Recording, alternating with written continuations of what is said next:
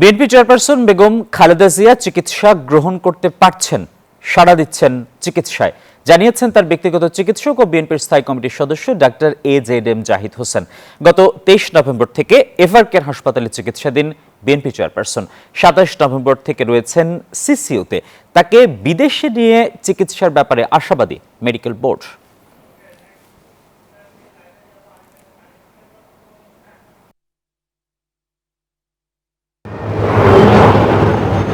Asif TV BNP chairperson Begum Khaleda জিয়ার এই মুহূর্তে যে চিকিৎসা চলছে সেটা হচ্ছে যে ইলেকট্রিক ভেন্টিলেটর সাপোর্টে রেখে হচ্ছে তাকে চিকিৎসা দেওয়া হচ্ছে। একই সাথে হচ্ছে অ্যান্টিবায়োটিক এবং হচ্ছে অ্যান্টিফাঙ্গাল তাকে চিকিৎসায় ব্যবহার করা হচ্ছে। আর আপনি জানেন যে কিডনি, অ্যাথ্রাটাইটিস এবং হচ্ছে ডায়াবেটিস, ফুসফুসজনিত এবং হচ্ছে বার্ধক্যজনিত বিভিন্ন রোগে কিন্তু আক্রান্ত বিএনপি চেয়ারপারসন বেগম খালেদা জিয়া। আর তার যেই সমস্যাগুলো রয়েছে সেগুলো এখন পর্যন্ত অপরিবর্তিত, তবে ডাক্তাররা আশা করছেন যে তার যে শারীরিক এখন যে বর্তমান অবস্থা, এর চেয়ে ক্রিটিক্যাল অবস্থা থেকে হচ্ছে তিনি এখান থেকে সুস্থ হয়ে বাসায় ফিরেছেন। তো ডাক্তাররা আশা করছেন যে তিনি আবারও এখান থেকে যেই সমস্যাগুলো দেখা দিচ্ছে এই সমস্যা সমাধান হয়ে বা তার শারীরিক সক্ষমতা তৈরি হয়ে তিনি বাসায় ফিরতে পারবেন, বা যদি শারীরিক সক্ষমতা তৈরি হয় সেক্ষেত্রে হচ্ছে তাকে বিদেশে নেওয়া হতে পারে। আর আপনি জানেন যে চীন থেকে যে মেডিকেল বোর্ড এবং হচ্ছে যুক্তরাজ্য থেকে যে মেডিকেল বোর্ড, রিচার্ড বিলের নেতৃত্বে যুক্তরাজ্য থেকে যে মেডিকেল বোর্ড এবং হচ্ছে বাংলাদেশের যে মেডিকেল বোর্ড, এই তিন বোর্ডের সমন্বয়ে মূলত বেগম জিয়ার এখন চিকিৎসা চলছে। একই সাথে হচ্ছে বিএনপি